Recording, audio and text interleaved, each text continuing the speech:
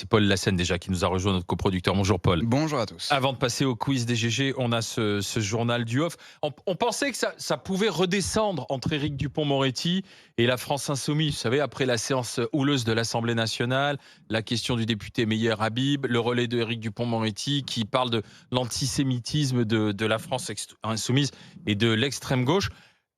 Malgré l'incident, les demandes d'excuses, Éric Dupond-Moretti assume, il le disait hier, écoutez. Mon propos était peu amène à l'égard du Front National. J'ai rappelé le point de détail de l'histoire. Vous vous souvenez de cette formule qui sortait de la bouche du père fondateur du Rassemblement national. Et je me suis posé la question de savoir où étaient passés des gens comme Chatillon, Péninck, Soral, Dieudonné, qui gravitent autour du Front National, qui se sont cachés pendant la campagne, qui sont toujours très actifs et qui sont des antisémites notoires.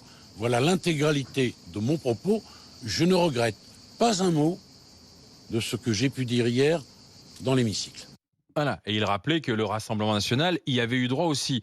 Seulement du côté de la gauche, je lui dis, j'assume l'intégralité de mes propos. Voilà ce que l'on lui répond, et c'est le député Benjamin Lucas de la NUPES. C'est le comportement d'une petite frappe, pas d'un ministre de la République, Oula. ce qu'a fait M. Dupond-Moretti hier. En réalité, depuis le début, depuis un mois que nous siégeons dans cet hémicycle, le choix qui est fait, c'est de banaliser l'extrême droite en nous accusant, nous, d'être l'extrême gauche, ce qui est une aberration historique, une aberration démocratique. Propos de petite frappe, répond la NUPES et le député Benjamin Lucas d'Europe Écologie Les Verts. Docteur Taureau, monsieur le maire. Dupond-Moretti est tombé dans le piège. Il fait